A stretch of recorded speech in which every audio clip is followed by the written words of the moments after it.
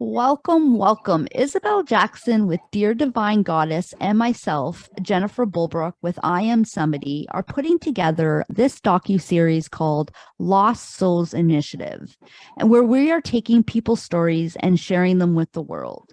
Stories from those who are currently suffering and not getting the help they need, even after some of them have asked for it.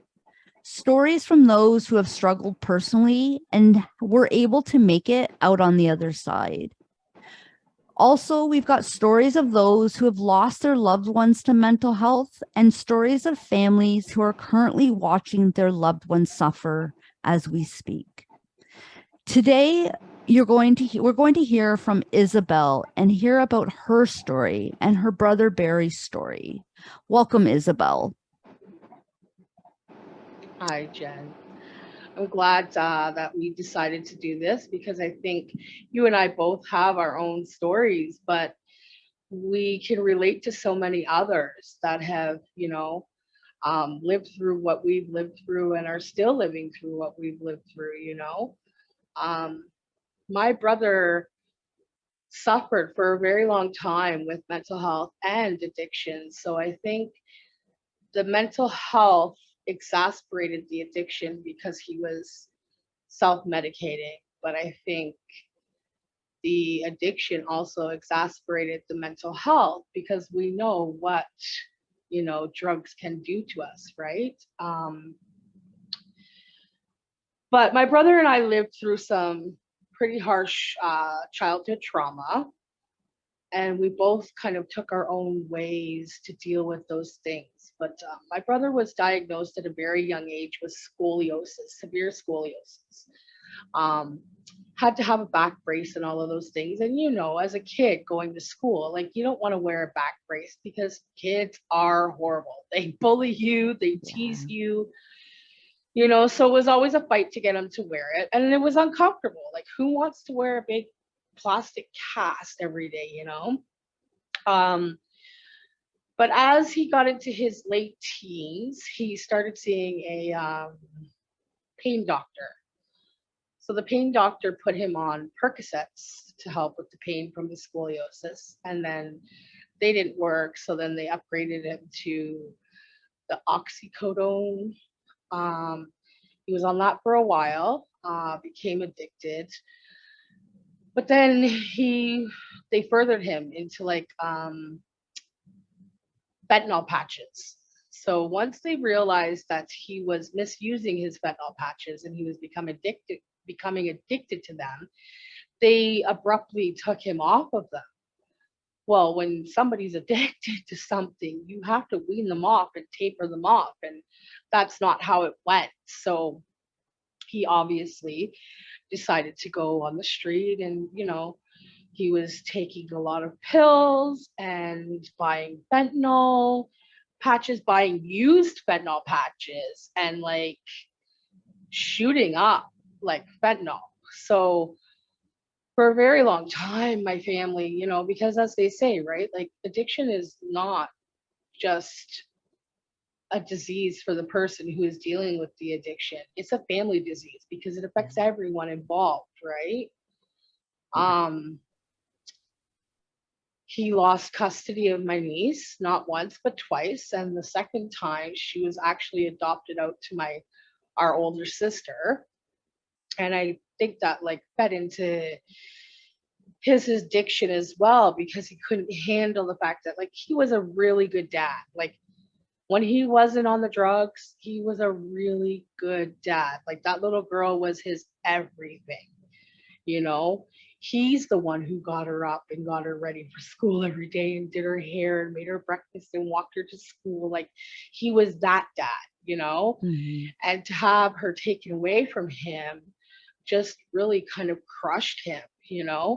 So he got heavier into the drugs and he was doing a lot of things like you name it, he was doing it. But my brother was the type of person that even though he was a drug addict, he wasn't a typical drug addict where he was robbing, stealing, or hurting people for his own benefit, like to get high. My brother never stole from anybody. He never hurt anybody. The only person he hurt was himself. And obviously, essentially, because he was hurting himself, he was hurting us. Um, but he was never a person who would intentionally harm anyone. Like he had a really good heart. And I think that's where the addiction also kind of um, alleviated a lot of the guilt and shame that he had around the things that he did as an addict and hurt the people that he loved. And, like he stressed my parents out a big deal, like for a long time. And him and I, we used to go at it.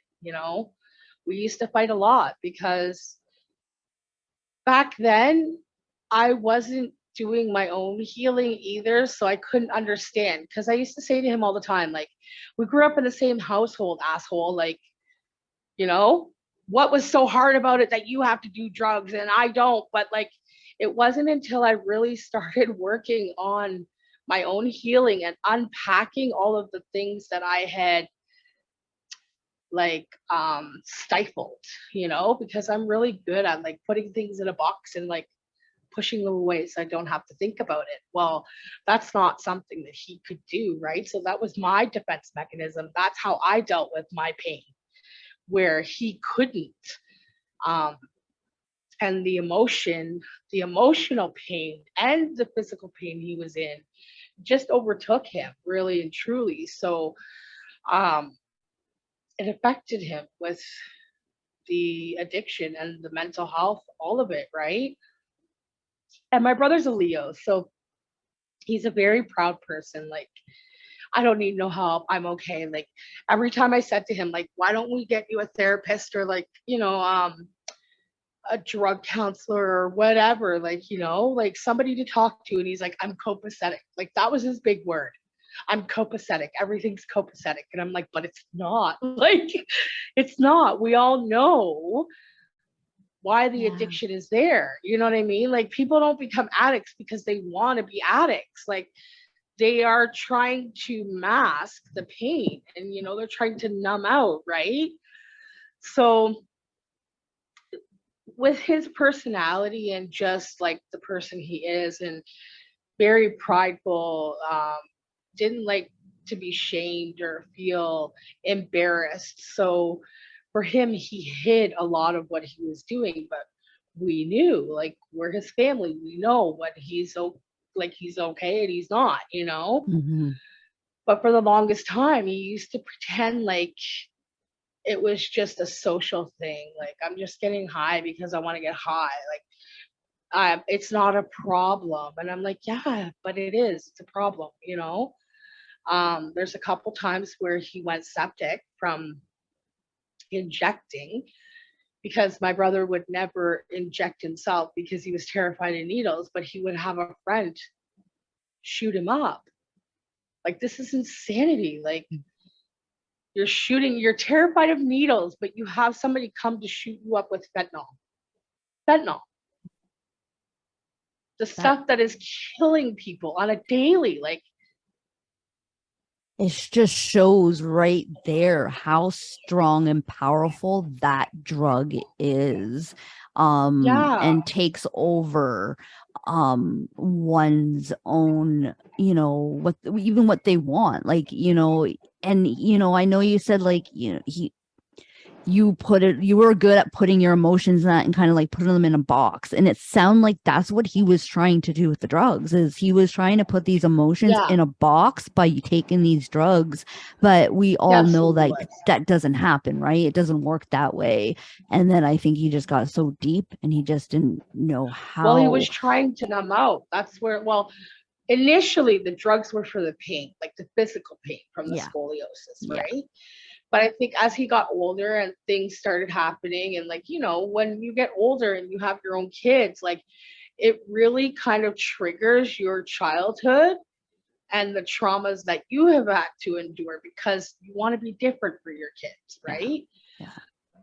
So I think that's where a lot of the emotional pain came in, and he just couldn't handle it. So he was running so far from his not only physical pain, but his emotional pain as well, Mm-hmm. that he just like 2 feet jumped in that pool, you know? Yeah. And it was hard to get him out because he is a person who had an addictive nature from when he was young. Like, you know what I mean? My brother Yeah. never did anything half-assed. Like, you know him as well as I do, Yeah. right? So he was all in.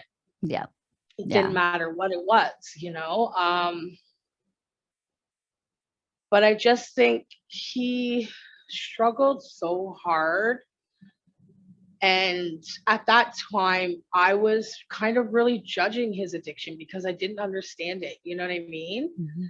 So I was very resentful of him and what he was doing to our family and what he did to his daughter, not really even like paying attention to his pain.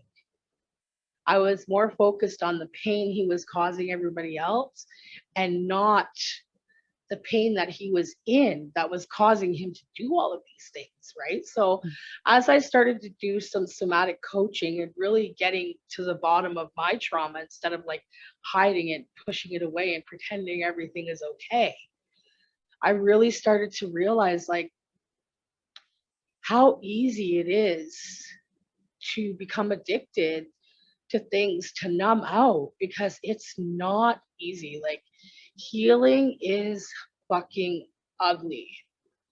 It's hard. It's dark. And why wouldn't somebody want to do something to like take away from that? So I started to really understand who he was. And thankfully, we got back to a place where we were understanding each other and we were talking, and he was feeling safe enough to really have those deep, deep conversations with me. Um, and I really believe that he was trying to get help. He was trying to get clean. All of the things that he was doing and saying were leading to that belief. And he tried to quit the drugs cold turkey, which we all know can't be done. Like I even said to him, like, you cannot do this cold turkey, bro. Like coming off of drugs like fentanyl and crystal meth and all of these things, like Talk to it your kills system. people. Heroin, Yeah. like you can't detox that on your own. Like it will physically kill you, you know? Um, and I think he realized that it was a lot harder than he thought it would be, and that the people in his life would be better off without him. And he overdosed on fentanyl. Um, I was on the phone with my mom when it happened, and I just said to her, like, where's bro? Like, why is he quiet all of a sudden? Like, did he go to the bathroom? And she's like, no, no, he's here. He fell asleep. And I'm like, that fast? Because him and I were just having like a conversation and laughing, right? Mm-hmm. And she's like, yeah. And I'm like, she's like, he's snoring. And I'm like, can you put the phone by his ear and by his mouth? And when I realized he wasn't snoring, he was gasping for air. So he was doing the what they call the death um, gurgle, right? Mm-hmm. So I had to tell her, like, give him the Narcan. Yeah. We gave him 3 shots of Narcan. Well, she did, sorry, under my direction because I was on the phone, right? Um, she gave him 3 shots of Narcan and then called the ambulance, and they had to give him another one. Oh. But they took him because 10, 20 seconds, maybe 30 seconds after the fourth shot of Narcan, he was going back under. So they were like, I don't know what this is he took, but like it's too strong. We got to go like get it out of the system at the hospital. So they took him. Um, whatever it was, it was pink down, which is down is what they call fentanyl. Yeah. So it was this pink kind. I don't know. Apparently, it was mixed with ketamine.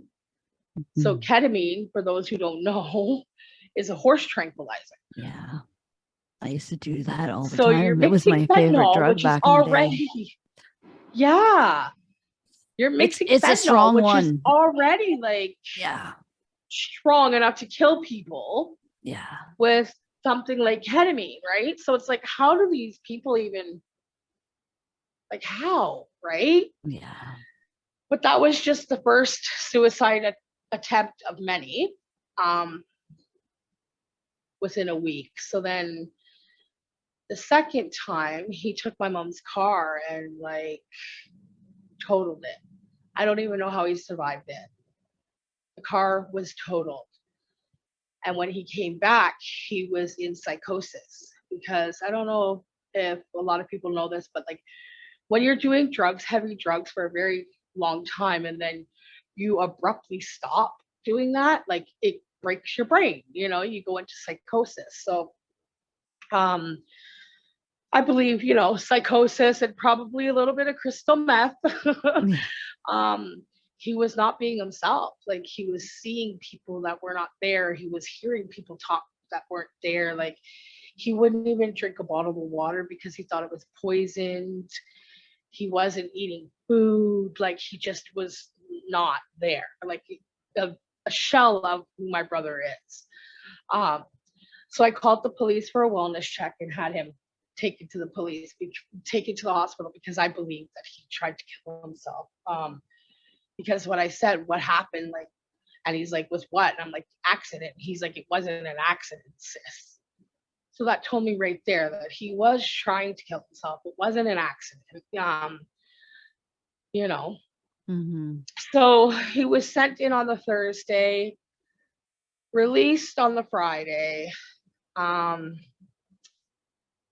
then on the Saturday, he was at his friend's, because my mom said to him, like, you cannot come back here. You cannot stay with me. She set her boundaries, her healthy boundaries, which, she's entitled to, right? Like, Absolutely.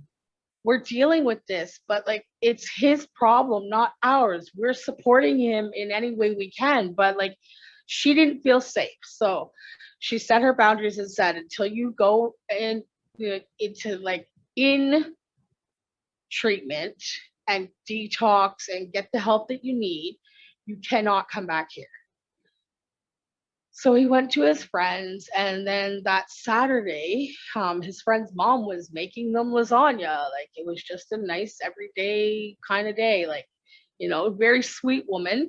My brother's friend from middle school. So like, he grew up around them. He knows the family well, and whatever. He just went in her drawer and grabbed a butcher knife and tried to slit his throat.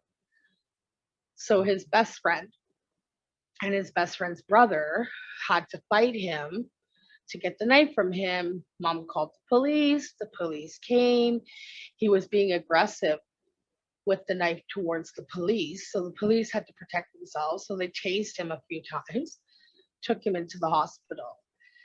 He was taken to the hospital, put on a Form 42, and then released a few hours later by a different doctor, who stated that he was no longer intoxicated or a threat to himself, without even being seen by a psychiatrist. He spoke. Like, the conditions for his discharge was to speak with an addictions counselor. Wow. He went in for a suicide attempt that the police had to tase him for, and they didn't even make him see a psychiatrist. He saw an addiction counselor when he was clearly having a mental health break. That was his third attempt at suicide in a week. So obviously, same hospital all three times. Like, Yeah. there's obviously an issue. Like, figure it out. Um, they didn't. They released my brother at 10:47. By 11:30, 11:45, he was laying on the grass outside of my mom's apartment because he jumped from the 14th story. After he drank a bottle of bug spray, ate a bottle of pills, lit himself on fire. He was determined to die. And less than an hour before, a doctor said, oh, he's no longer a harm to himself or anybody else. And, you know, send him home. That just breaks my heart for you guys and for him, because the system let him down. Those doctors let him down. Like, I don't understand how those doctors can sleep at night knowing that you're not even really talking to these people. You're not taking these people serious enough. Because if you were, you wouldn't have fucking said, oh, here you go, you're not a threat. Obviously he's a threat if an hour and a half ago he was a threat. Like, what changed in that hour and a half? He got, like, Barry got sick of waiting there, so told you what you wanted to hear to get him out. Like, even if that was the case, you keep him there. Well, that they're supposed to know that. They look for that. That's what they're trained to do, right? Yeah. Like, how is it the first doctor he saw when he was brought to the emergency formed him? Yeah. When they give you, it's a form 1/42, because they give the form 42 to the patient to let them know that they are being held involuntarily. Yeah. Yeah. Right? Yeah. Had my brother been forced to stay, or that form would have stood ground, he would be here today, because he would have been able to. They said he was no longer intoxicated, but didn't test him to see if he was even on drugs when he went there. So they don't know if he was. And, like, you don't go 1 hour to the next and all of a sudden now you're not intoxicated. Like, where did these people get their medical degrees and shit? Like, I'm not a doctor and I know this stuff. Like, it could take like hours and hours, days before some stuff is even out of your system. And so whether you, it's, you know, you're at your high peak or not. You don't go from trying to slit your throat in front of the police where you have to be tased to not suicidal anymore. Yeah. What? Yeah. Like, at least keep him even 24 hours. Observe him. Like, figure out what's going on, you know? Mm-hmm. Yeah. Like, how long would you say he was at the hospital? Like, from the time that they brought him in to the time they released him, how long do you think he was even at the hospital? He was admitted at 5:33 in the afternoon, in the evening. Yeah, 5:40 in the evening. 5:33 in the evening, around dinner time, and they discharged him at 10:47 that night. You can't even get can't even get in and out of a hospital that quick for like anything that you go into the emergency room. You can't. You sit there for how long? Like, nobody lets you out that quick ever. So how the fuck did they let him out that quick? Like, how did they get him in and out that quick? 5 hours. They didn't give any time to him, because anybody else who's been to a hospital, whether you've taken there by police or by ambulance or by yourself, you sit there for how long? Even I know, like, I know that, how long? You know that. Like, that's craziness. Absolutely craziness. Yeah. So, like, I guess, like, 5 hours, just over 5 hours. Yeah. So, like, I was going to ask you, like, what's your current view of our mental health care system right now? Like, knowing, like, that is how your brother spent.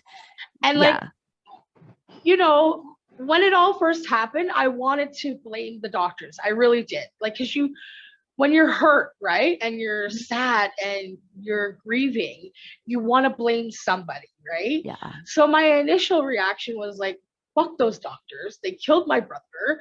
Da da da da da da da. But the more I sat with it and stuff, like, they're overwhelmed too. The cutbacks, like, the system is overwhelmed. There's people with addiction and mental health. Like, it's totally like 300 plus increase since COVID alone. You know what I mean? We're seeing an increase in all of it: addiction, mental health, domestic violence, child abuse, all of it. It's like gone through the roof.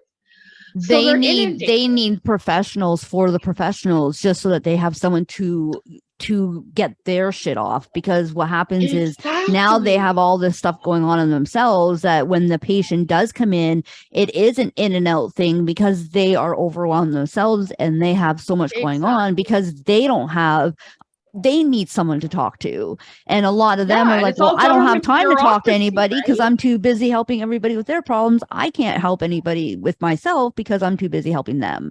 And it just becomes a vicious cycle. And people think, well, you're the doctor, Exactly. you should know better. You're the psychiatrist, you should know better. And yeah, we should, like anybody could say that. But at the But same they're time, it's like human. they're human, right? Exactly.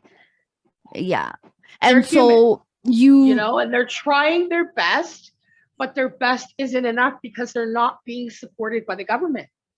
The government is cutting mental health, the funding for mental health. They've cut like funding for medical, period. You know what I mean? All of these cuts and cuts and cuts and cuts. Like, what do you think's going to happen when we're having an increase with all these medical issues that need serious attention, but the government's cutting the funding? Like, where does it come from? Like, you know what I mean? And it's hard, right? Because a lot of these people cannot even work with the issues that they're having, like mental health and addictions and all of the things, like, domestic violence, stuff like that. It's like, when you're not okay, you can't go to work because you're just not okay. You're not there. Like, you're not thriving, right? You're just surviving from one day to the next. So there's an increase in all of these issues, but yet the government is still cutting funding. But I was listening to one of their little meetings that they have at the parliament or whatever, but they're trying so hard to get the funding covered to move the science center from where it is now to the exhibition stadium like area. So it's going to cost billions of dollars, because not only do they have to purchase that land or whatever, they have to move all of the exhibits from the original science center to the new science center, which is going to cost a freaking boatload of money. Then they have to get rid of the old science center and discard of all of that. But you can't put that money into our healthcare system. Like, what are we doing right now? Yeah.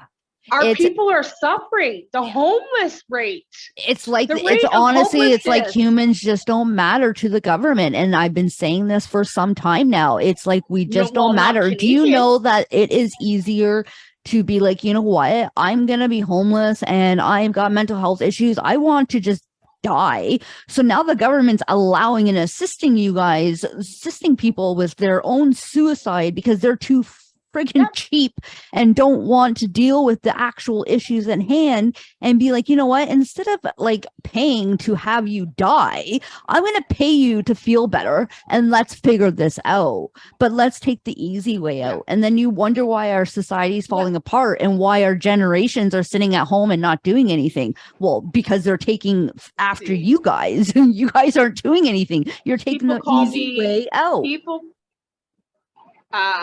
People call me a conspiracy theorist because I believe these social economical issues are government conspiracy for population control. Here, let them get addicted to fentanyl and kill themselves off. It's one less person we got to pay for. It's one less person we got to worry about. All of these things. But what you're not realizing is, like, these are your people. These are Canadians. Why?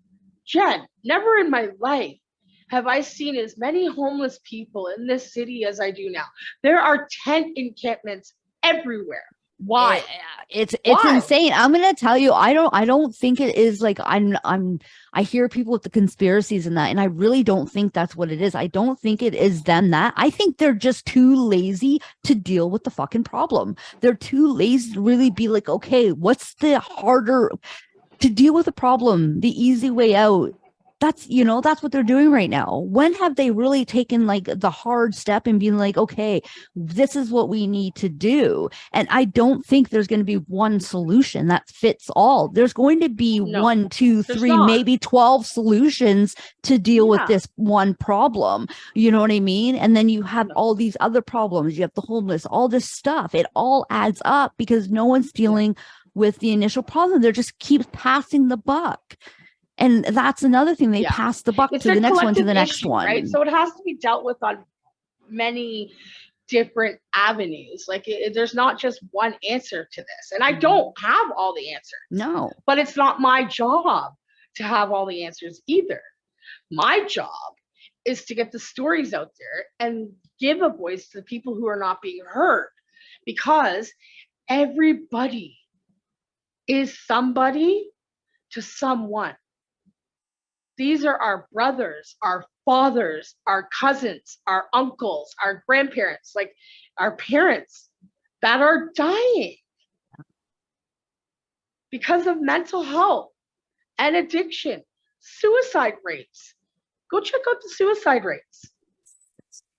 The same day my brother committed suicide, somebody that I went to school with as a child, and my family used to go fishing on the boat with their family, killed himself in his mother's house the same day my brother killed himself in my mother's house. Yeah. Like, how insane is that? Mm-hmm.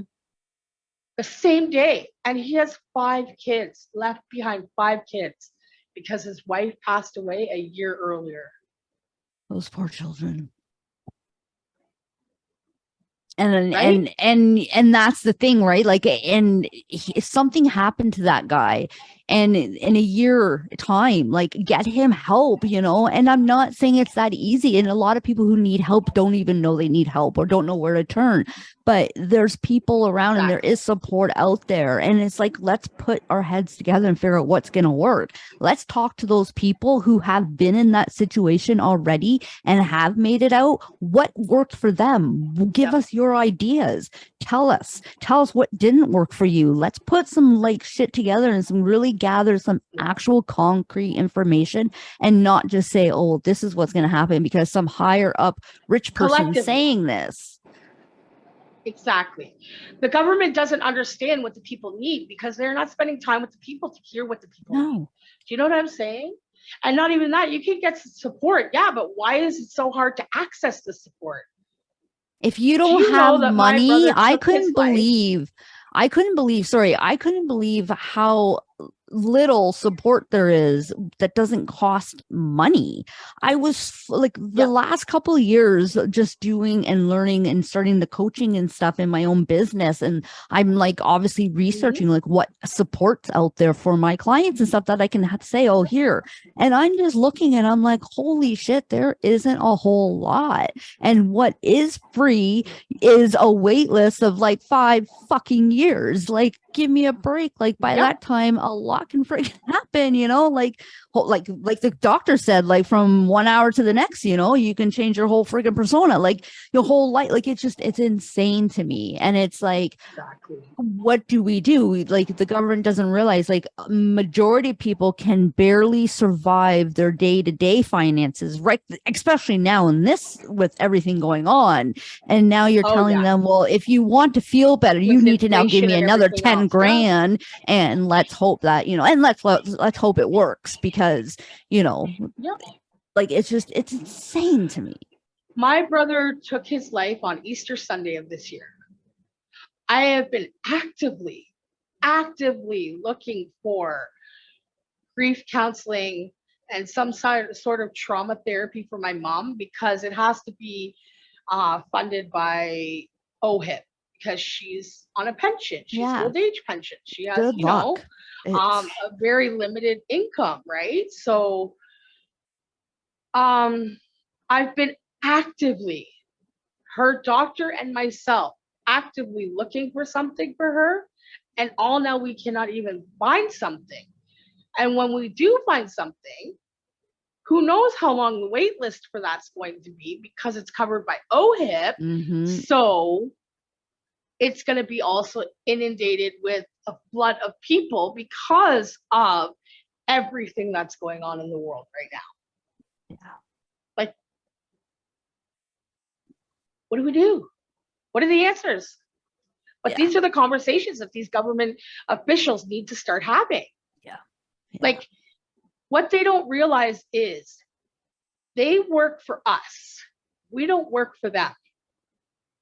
They're supposed to take into consideration our needs as the people and try their very best to do what we need.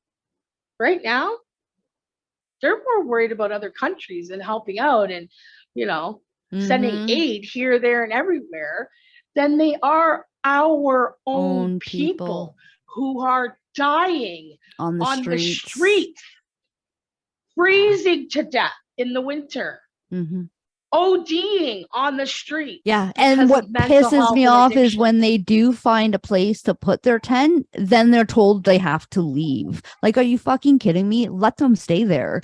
And what bothers me is like, I said to my kids, like, this was a couple years ago, like, I would like to be able to have people come into my backyard and, and granted, like, I couldn't just be like, oh, everybody come stay in my backyard and use my bathroom and kitchen and all that.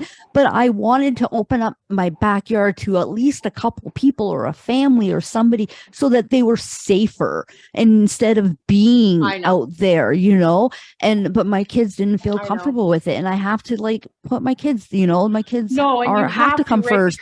But if I'm telling you right now, if I lived on my own, my backyard would have a family, two families, a couple people living there for the safety of themselves, because it's not safe on the street, and not everybody on the street is addicted to drugs, and not everybody on the street ever, didn't just put themselves there. There's situations and nobody knows everybody's story. And so those judgments too is, I think, what prevents some people from getting the help they need. Judgments from themselves and judgments from others and everything else. By them and scoff. It's so easy to walk by them and scoff and, judge them and get a job. And you don't know what got them there. Yeah. And every one of us are one bad situation away from being there on our own, especially in this day and age. Absolutely. With the rental increases and, everything. Yeah. You know what I mean? Like, it's just insane. Like groceries alone. And like, you have to have one or two families living in a house even to pay the rent because of the increase in everything. Inflation, like everything is inflated. Yeah. So don't be so quick to judge, because that could be each and every one of us. Like that. Yeah.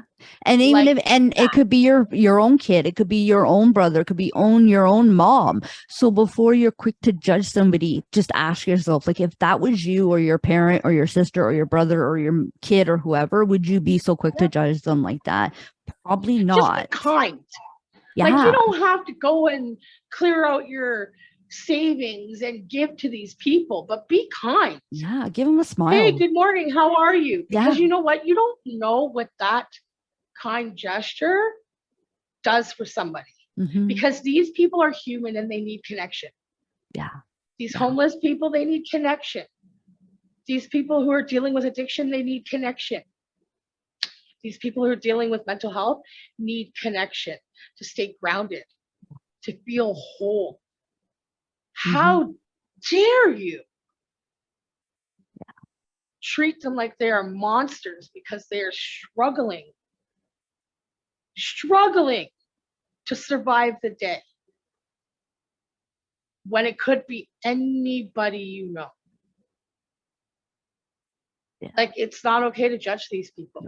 They need help. The government is not helping them. The system is broken. It's so broken. And we all know it's broken. And I get it. Okay, the system's broken. What do we do? Where do we go from here? How the fuck do we change this now? Do you have any ideas? Like, I know we've talked about how there's not going to be just one answer. And, but do you have any ideas? Like, I know I have ideas. Like, one of them was like, I think anybody that could afford it, like, why not put, these people in, like, why not put some people in your backyard? And I know some people have said, well, what if they're drug addicts, or what if this, or what if that? Well, you know what? There are multiple friggin' landlords. There are 50,000 landlords in this city, and they all rent to somebody who has mental health problems or has addiction problems. Like, it happens in the world all the time. So there's not a big jump then to say, hey, come into my backyard or come into my home and let me help you. And like, I think like we could do it in a way where like people are safe, but like that's just one thing that you can do, and that's a temporary solution. Nobody wants to sleep in a backyard for the rest of their lives, you know what I mean? But it's a temporary, kind of solution. But like, have you thought about like what could we do? Do you have ideas? Well, there's a lot of things. I feel like they definitely have to put a cap on the housing market so that people can afford like affordable rent, The problem with that though is the problem with that, and I have to say it because I own my house and I pay my mortgage, and my interest rates have gone up. And so I think one of the reasons why, I don't know the landlord rules and shit, but I know you're allowed to up it a little bit. But I don't know if I owned a building, would my interest rates rack up the same as if I own this house? If yes, then I understand why the rent is increasing so bad. My mortgage went from under 1,200 up to now under 1,800, and it's going up again. And just a year, it'll be 2 years and all that's total. Not the principal, that's just the interest, right? Yes. And so that is why the rent's going up, because the banks and that are hiking up their mortgage rates. And so like people are like, keep going after the landlord, go after the landlord. No, we need to go up higher than that, because the landlords are getting screwed themselves, but nobody's seeing that point. But even with these landlords, like, allow boarding houses, right? Instead of having to, get one family who's got all of the things, allow boarding houses where you can rent a room for $600 per person, shared accommodations, like shared kitchen, shared bathroom, so that these people can afford to live. You know what I mean? So there's 3 or 4 people in one home. You're still getting your rent. Right? But at least you're giving these individuals a way to afford a place for themselves. Something to start. Because we know, like, it's insane. You're a single mother. I'm a single mother. We bend over backwards and break our backs to pay our bills, because right now our economy is a dual income economy. If you don't make that money, if I'm not hustling all day every day, we're not eating next week. No, and I'll be on the street next to the next person. Like, exactly. And I have mental health issues. I have like severe anxiety that kicks up because of my own trauma and dealing with my brother's addiction and his mental health, and trying to be the person for everybody in my family. But I don't have addiction problems. I have my head on straight. I'm very responsible and independent. I've always done the right thing. But one bad day, and I could be in a tent next to Joe Blow because of the way things are.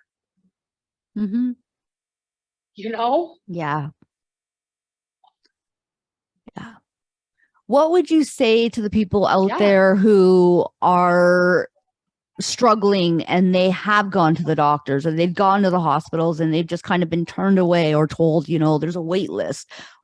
What would you say to those people? Like, is there anything you would say to them? Like, because I want to tell them to keep fighting and keep, talking and having your own back, and don't let these doctors in the system roll over you, right? Like, just keep on going.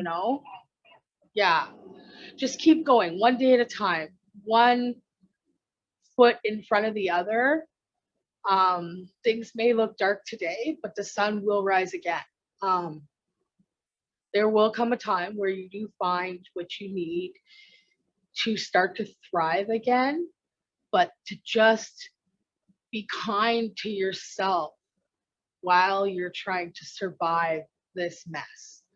It's hard. They're Mhm. not alone. People who they look at and think that they totally have their lives together, they don't. They're just better at putting on that mask, you know? Mhm. Reach out to people, talk to people, because I know it's really hard to reach out when you're embarrassed or you feel like you're alone and like people don't understand you. But the more you speak to people about your story and the more you advocate for yourself, the more you understand that there's more people out there like you than not. Than not. And you know this, Jen, because of the Mhm. work that we do. Every client I have, I can really resonate with because they've gone through something I have gone through. So, like we're all in this together. And they don't need to be ashamed of what they're going through. They do not need to be ashamed of the struggle. Um, it's not a weakness because anybody who's dealing with mental health or addiction, very strong people. And they don't let their struggles turn them cold because they're the kindest people you will ever meet. Mhm. Yeah. People who have nothing will give you everything. Yeah. And it's sad that it has to be that way, but these individuals are beautiful people. They Mhm. are lost souls. They just need a helping hand. And for those out there who feel like they want to do something, do something. I don't care if it's buy somebody a coffee, say hi to somebody, sit with them for 10 minutes and listen to their story. You don't understand the difference you can make in somebody's life. Do you know how many times I've sat with somebody and then walked away and thought, wow, like that made me feel good. Mhm. So I can imagine what it did for them, Mhm. and I remember these people. When I walk by them in the mall, I see their face and I'm like, that's the guy. Mhm. Even though like we're not friends and we don't hang out, Yeah. I will never forget that face Yeah. Or even because just of a down the conversation road, we you'll had because just I chose to connect. remember. Yeah. Like maybe you're having a bad day again And it down the makes you a road and you different person, remember. Yeah. This Barry world was needs so struggling. much love and compassion. Yeah, your brother was struggling, and I know we had talked, about some of him and your conversation and that. And I know one of the conversations was, how Barry felt like he was kind of a burden and he felt like you guys would be better off without him. And I know he Yeah. definitely does not feel alone. He's not alone in that. I myself felt the exact same way in different times of my life. And I, fortunately for me and my loved ones, I didn't succeed. But what would you say to those people who are thinking that, they have gotten and they're down on their luck and they're feeling like they're just mentally done and that their better family is better off without them because they can't get themselves clean or they can't feel better. And so they just feel like they're a burden. What would you say to those people out there? Coming from you We're not. who is the family. We are not. We are not better off without you. We are not. We experience the loss over and over again every single day. We are left with so many unanswered questions. We're left with the guilt of feeling like we didn't do enough to help.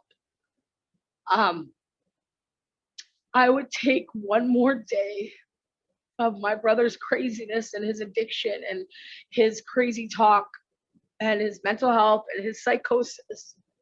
I would take that one more day over anything in this world. Because as much as his addiction triggered my anxiety and stuff like that. And as much as it was like, holy fuck, again, he was a beautiful person and he was a beautiful soul. And he made me laugh and he loved, and he was always the one. Like, my brother would legit give you his last $5 if you needed it and go without. Like, he was a beautiful person. And in another lifetime, he probably would have been an animator for Disney, like an amazing artist. And these are all the beautiful things about my brother that we all saw that he didn't because of his mental health. And I think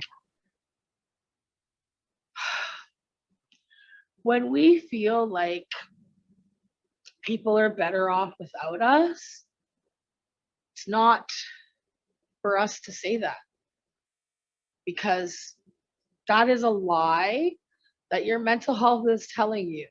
And that is a lie that your addiction is telling you. And when I said that to my mom, like, he thought he was better off without, we were better off without him. She looked me in my eyes and said, well, that's not his fucking decision to make. And it's true. It's not your decision to make. She said, I brought him into this world. I get to say when he leaves.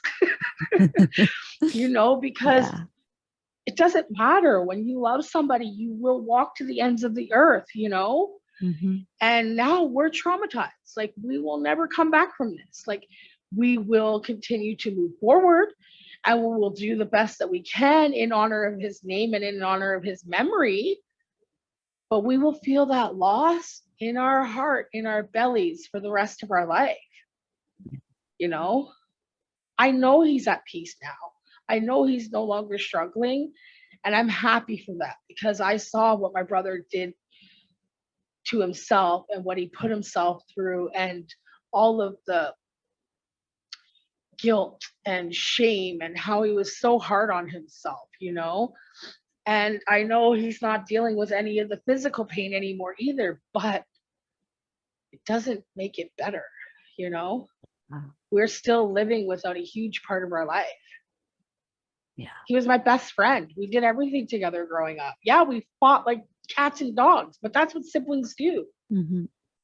But I always had his back, and he was always there for me. And like, we fought like crazy, but I treated him like my child, right? Mm.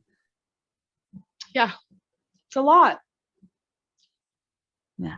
But just, they need to know that doesn't matter how dark the days get, your family still loves you. And they will always be there for you. Even if they take time out where they're angry at you, or they've, turned their back on you for a little bit, it's only for a time, because they need a break from dealing with whatever you're putting them through. Yeah. But it's not what you're doing to them intentionally. Mm-hmm. It's because of the addiction and mental health. And people understand that. Yeah. There's help out there. And I don't have I don't have a loved one that, I have loved ones that have struggled in that, but my guess too is like, while he was alive, you guys worried and you guys got angry and you guys were going through all these emotions, but now that he's not here, those emotions are still happening, but just for now a different reason, because he's no longer here. And so for all those people who are out there thinking that they're better off to go because their families are better off, no, because your families are still going to struggle as they are now, but it's going to be more intense and it's going to be in a different nature. Just and in a different way. There's no getting out of that pain. That pain will be with them forever, but the pain that you may be causing them now, there is a way out, because there's hope, because you can get help. Absolutely. Even if you don't think you can. Exactly. And there's just, don't give up hope, and don't think your parents are better off or your family's better off without you, because that is the farthest from the truth. That hole that is left inside of you from the loss is something that can never be filled. Yeah. Do you know what I mean? Yeah. I Yeah. forgave my brother for everything he did to me, my family, himself, my niece. I forgive him. I will never hold that against him because I know what he was living through and what he was dealing with. But this hole that he left in my heart, I don't know if I could ever forgive him. I cuss him every day. Fucking little bastard. How dare you? But then I feel guilty because I'm like, he just couldn't handle it anymore. He was tired. He was done. You know, he needed peace. And I understand that. Yeah. But that hole is never filled because now I'm living without somebody I love. My best friend. We grew up together. Yeah. You know, Mm-hmm. all my memories, all my childhood memories were with him. And then I have to watch my mom live without her son. Oh my God. Like, I no parent should ever have to bury their child. yeah. Yeah. My heart goes out to you. My heart goes out to your mom, to your whole family. You know, we've known each other for like 24 years or something like that now. And you're I just grieving too. Like, it breaks for me, you know, it breaks, my heart well, breaks. you're And grieving your own loss too, Jen. Like, I know yeah, you and Barry were together when he passed, but like, you guys had a really strong bond. You were together. Like, yeah, that's yeah, how I met you. yeah, That's how, you know, I grew to love you. You became part of our family because you and him were dating. Like, even though you guys weren't together when he passed, like, you're dealing with your own loss and your own feelings around it as well. On top of trying to be compassionate for me and my mom because of the love that you have for us, like, you're feeling it too, yeah, you know? yeah. It has affected everybody. And it affects you. And I want to like let them know, like, Barry and I hadn't talked in probably about 6-7 years. It's, you know, every once in a while we'd pop up in one of each other's lives, right? And just like, hey, and hang, whatever, and talk and chit chat and whatever, and sometimes hang out, whatever. But it had been probably about 6 or 7 years before we even like said hi to each other or that. And I didn't really know why until obviously, you know, everything came out. But even though it's been that long, it still affected me because I had those thoughts like, what if I still was around? Like, what if I just reached out more? What if I knew? Like, and so even the people that you may not know in your life right this second, but they've been in your life in the past, those people still care about you and they still think about you. And just like you probably still think about and care about some of the people in your past. So just because you feel alone doesn't mean you're alone, because you have people with you right there and then, whether it's past or present. And so just always remember that. And it's going to affect people just like, you know, and so I just, but my heart does go out to you guys. My brother's childhood friend that he hasn't seen probably in 10 years is beside himself. And he is beating himself up so much because he's like, I should have been there. I should have, like, you know, done more. I should have helped. I should have, you know, pried. I should have called more. I should have asked him to go for lunch more. I should have. And that's somebody he grew up with. That was his childhood best friend that he hadn't talked to in 10 years. And this man is like riddled with guilt right now because he feels like he should have done more. By all my cousins. Mm-hmm. Yeah. All of our friends. They're guilting themselves right now because they feel like I should have done more. I should have helped. I should have reached out. I should have, all of the should haves that you're doing, all of the should haves that I've done. And that is where something traumatic like suicide leaves everybody. Every person you've ever touched in your life will question themselves after you're gone. What could they have done differently? So true. And there's nothing we can, because you know yourself, Jen. You cannot help somebody who does not want the help. You can lead a horse to water, but you cannot make them drink. I support my brother all day, every day, but I could not get him clean. I could not get him help. Yeah. And it's true, you can't help those that don't want to help themselves. But what I think like a lot of art, like this docuseries, is really trying to aim for is that there are a lot of people out there that are suffering, that are asking for help, but aren't getting it in one shape, way, or form. And that's where we're like, hey, that's got to stop. We need to support those people who are brave enough to say they need help. Yeah.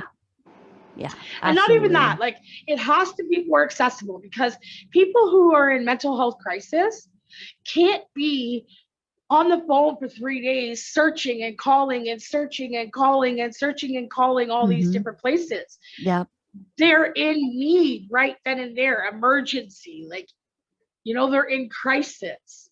Yeah. So they need to be able to have something that's super accessible. Yeah. Individuals to get the support that they need. Yeah. And that's what drives me nuts. There's like so much electronic.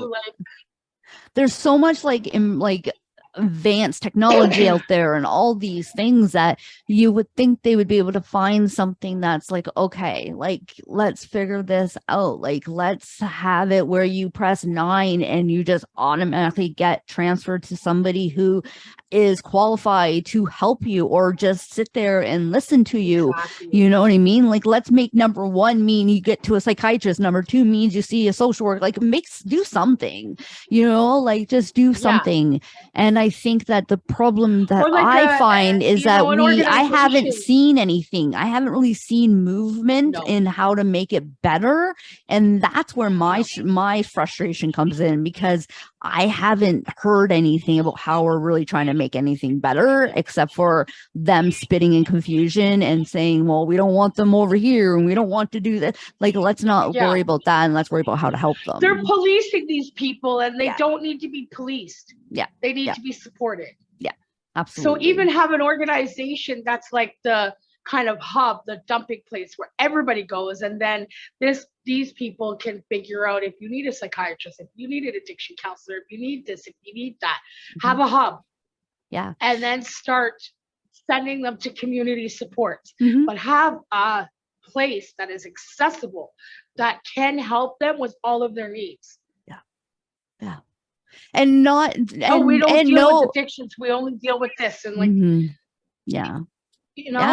it's frustrating. And not every same story is going to be the same. So it's like, you need to really have a place that's equipped with, that's able to deal with everything. There's going to be people who have mental health issues and drug issues and homeless. You're going to have people who deal with drug issues and homelessness. You're going to have people who have mental health issues and homelessness, people who are mental health issues and nothing else, drug issues and nothing else. There's always going to be, sexual assault victim. And victim. There's just so much work to do, and I'm not seeing any action, I guess is what I want to say. And when I do see some action getting done, I feel like the action is stopped very quickly. We got to probably wrap this up, but very quickly, like about a year or so ago or something, like, I don't know, probably not a year ago, my timing's really off, but I read an article about, we were going to do these little houses in Hamilton for the homeless to help, right? And so I heard about it. Then I heard and I saw pictures and they were getting ready. And then all of a sudden it's like, boom, hasn't done it. It's been how long now? And there's been no steps to being it done, because all of a sudden the location, there's something wrong with the location. For that was cut.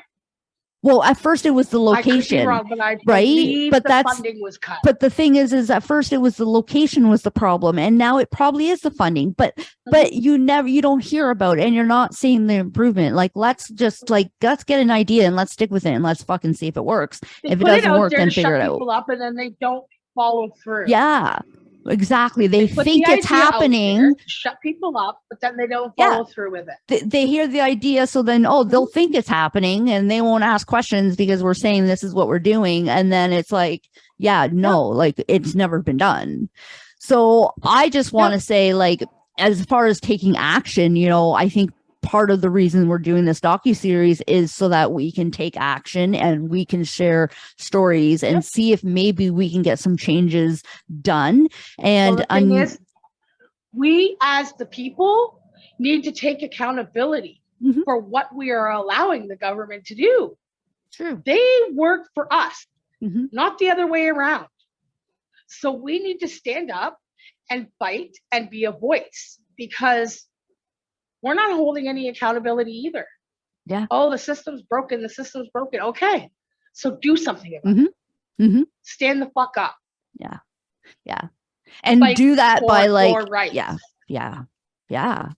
And you don't have to do it alone, and you don't have to go and spend a lot of money to do this. You don't have to do any of that. Do it like, for example, Isabel's hosting, we're going to put that in there now. Isabel's hosting a memorial walk. Say his name on Sunday, August 13th at 11 a.m. We're going to be meeting across the street from the emergency room of St. Joseph's Hospital on James Street in Hamilton. There's a walk-in clinic on the other side of James Street of the hospital. There is a parking lot and so forth. We're going to meet there.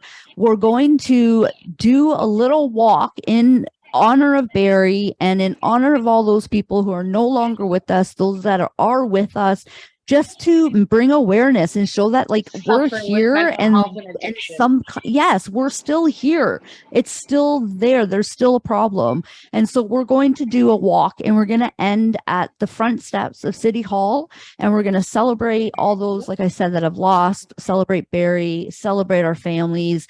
And we're going to do so by just kind of chatting and getting to know one another, and pizza, and we'll have cupcakes and treats.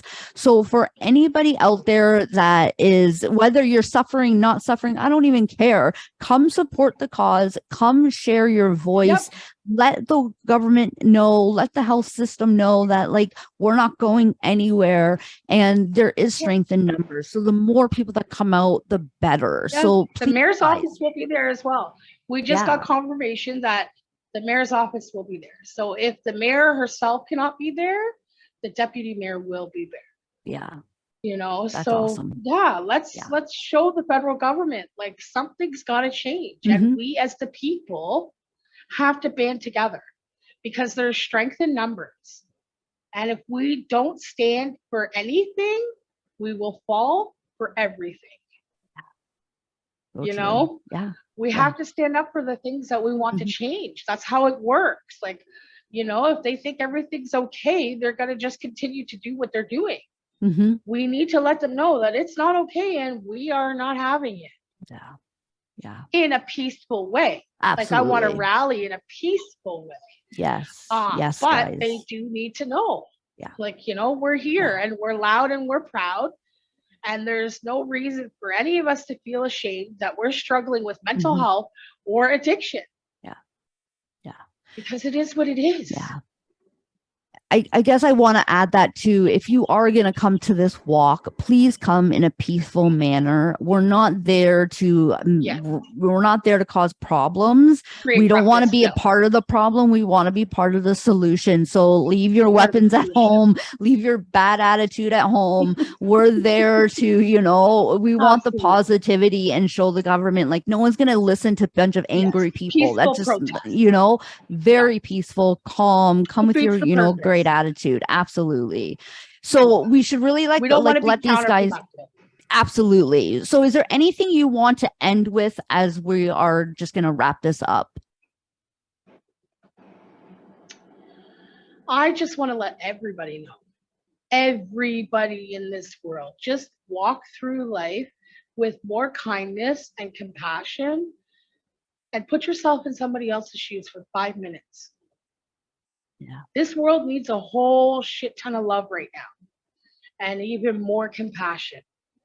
So just try to be kind. If you cannot be anything at all in this world, be kind. It makes a huge difference. Absolutely. Yeah. And kindness, you know, a smile, you know, how's your day goes a long way, like you had mentioned before. Doesn't cost anything to be kind. Yeah. All right. Thank you so much, Isabel. I want to, like, yeah, from the bottom of my heart, thank you for sharing, Barry's story, your family's story. I Thank you for know letting me it's tell it. not easy. And this is still raw. It's still fresh. It hasn't been, Very I don't even, fresh. like, it's only been a couple of months. So I could just imagine, and the strength that you and your family have is unbelievable, and it hasn't gone unnoticed, not by me at all. But I'm And doing so, this for him. yeah. I'm doing this for him. I'm being his voice. Um, I want to make sure that his death does not go in vain. So I want to take something that is so traumatic, um, and make something very beautiful and positive out of it. So this is for him. I'm doing this in honor of him. And this is how my family heals. We do things like this. We Mhm. help other people who struggle like my brother did. That is how we heal. All right. Yeah. Let's just leave it at that. You guys, you're not alone. If you need help, you could always reach out to me or Isabel. We're not doctors Absolutely. or psychiatrists, but like we are coaches, and we do We are have coaches. we do, and we have personal experience in that.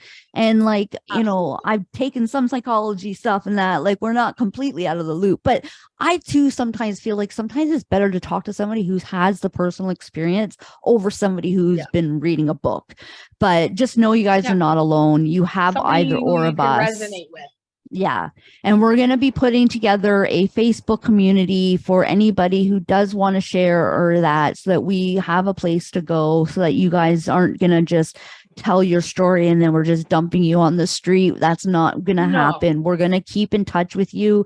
We're going to always be there for you guys, and we will put it together a community that or we anybody all who can just needs be help or support but is still too shy to really communicate. You can be a part of the community and just watch and read and know that you're not alone, and that there are people there that are going through the same thing as you. And then when you're ready, you can be a part of it. Yeah. And you can always email us anonymously. It doesn't have to be, so just know that there's a lot of support between Isabel and I being offered to you guys. So just so you know, and we won't turn our backs on you guys. So thank you again, I Isabel. just know that what we do in our professional life is very serious, so we take it serious. And there is a privacy clause, like we cannot speak about your situation or you outside everything else, you know what I mean? So we will hold that true. Absolutely. For all of the individuals that we deal with through this initiative, and just even on a personal level. So just know that the privacy is there. You know what I mean? We will not be speaking about your situation to anybody unless it's something that you want to be heard. Yeah, absolutely. For sure. 100%. You will always guarantee a safe space with us. So just know that. And we don't judge. We've been there. 9 out of 10 times one of us has been there, usually me. So just know that.